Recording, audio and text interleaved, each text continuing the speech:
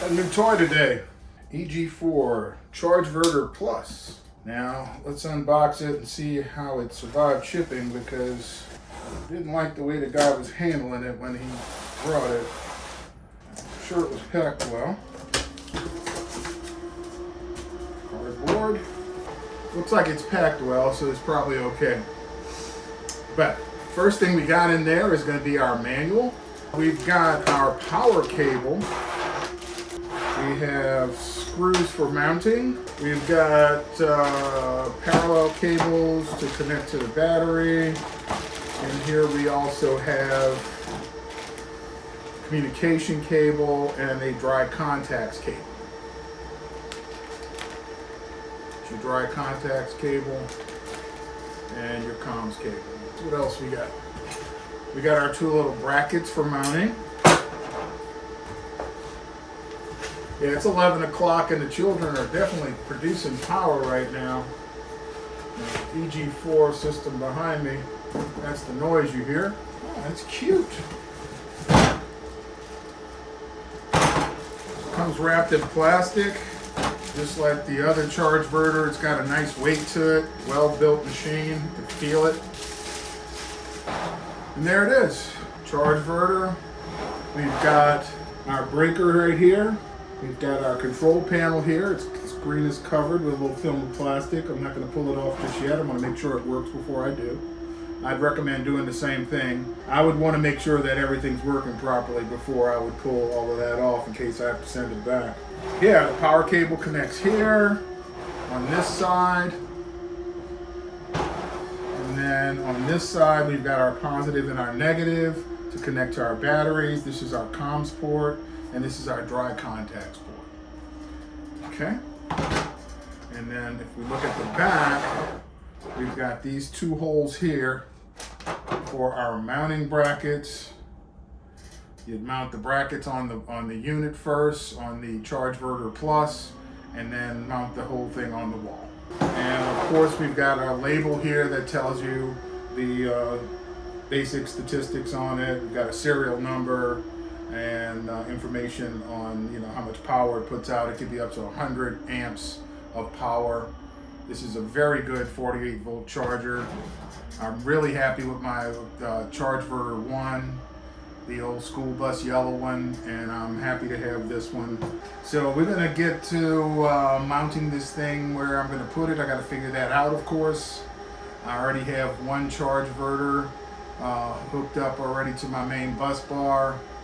I'm trying to figure out where I'm going to put this puppy. I also have the other one mounted vertically, and I want to make sure that that's a possibility here, just because I might want to put it somewhere where I have to mount it vertically. Of course, if you're mounting it vertically, it'd be a little harder to read the screen, but I've done it with the other one and it's not a problem. So I'm pretty sure that's going to be the same case here. Let's get into it a little bit more. I'm going to go over some of the specs and some of the special features that are different about this one versus the first two versions of the Chargeverter as we get into this. All right, see you on the other side. Here we are on Signature Solar's website looking at the EG4 Chargeverter Plus. It sells for $647.99. There will be a link in the description below. I also will have my coupon code that's current in my description. And let's take a quick closer look at it. There's the front of the Chargeverter Plus, and we can see that we have the control panel here. We have the breaker here, the EG4 logo. We also have the specs and serial number sticker, and it is UL certified, so that'll help people that are connected to the grid and need to pass inspection. On the right side, you've got your positive and negative connections for your battery cables. You've got your comms port here and your dry contacts port. And remember, there is a filter in here. That's why there's 4 screws, so you can get the filter out and clean it. On the vent on the right side, there is one on the left as well. There's the breaker on the front and the specs. It'll have your serial number, the model number, input, the output power. With the 240 outlet like I'm using, it's going to be 5,120 watts or 5.12 kilowatts of power going to my batteries. This is what comes with it. You've got your positive and negative cables to connect to your batteries. You've got your power cable for a 240 outlet. You also have a comms cable and a dry contacts cable. What's new with the Chargeverter Plus? Well, it's UL listed, built to meet higher safety and compliance standards. And like I said, that's good for folks who are grid tied and have an agreement and have to pass inspections. You will probably need UL certification on all your equipment. It's also IP54 rated, protected against dust, moisture, and harsh environments. And in case you were wondering what UL 1012 was, UL 1012 is a safety standard from Underwriters Laboratories, UL, for power units other than Class 2. It covers power supplies, battery chargers in this case, and converters designed for industrial, commercial, and household applications that operate at 600 volts or less and do not meet the stringent power limitations of a Class 2 circuits. And then the one that might matter more to you is the IP54. An IP54 rating means a device is dust protected and resistant to splashing water from any direction. It offers moderate protection, ensuring that limited dust ingress will not interfere with operation and that the item can withstand splashing liquids, making it suitable for indoor or covered outdoor environments like warehouses or bathrooms. Smarter generator control, cleaner starts and smoother shutdowns with 2-wire start and programmable warm-up and cool-down times.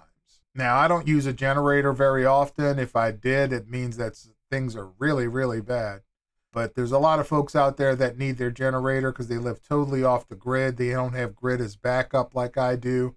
I could just use the juice from my power company. Wider battery voltage support, compatible with 40 to 60 volt battery systems. And mine's a 48 volt system. Stronger charging performance, 50 amp max continuous charging at 120 volts and 100 amp max continuous charging at 240 volts. It includes the power cable as we showed you, the dry contacts cable, the positive and negative cable, number 4 AWG battery cables. You have your CAN / RS45 communication cable. That's all you need to make this puppy work. Now, you can also get the cable that is designed to work with your wall batteries. You've got the Amphenol connectors here, and you've got the quick connectors for the Chargeverter Plus. So I have those too because I might be getting another battery. I actually have a space picked out for one more battery, and I'd get a wall battery, and I'd charge it up to 100 before I would marry it into my other batteries in the large battery bank. I would need these cables for that to work with the Chargeverter Plus. Link in the description below, of course. So I decided to mount the Chargeverter Plus on top of my EG4 cabinet for my LLV2 batteries that are in here. And the reason I went with that, I was considering mounting it in this corner here and going vertically because I do have the cables to connect to my wall mount batteries. These cables here, I could easily have connected it to this battery here, the negatives on the other side, and mounted it vertically here, and then I would have just ran the power from my 400 volt system over there. But instead I ran the power to here. I've got it hooked up here, and we're going to go ahead and do that first test. Be sure to catch part 2 where Dave tests the EG4 Chargeverter Plus. Thank you for watching. Hope you enjoyed our video.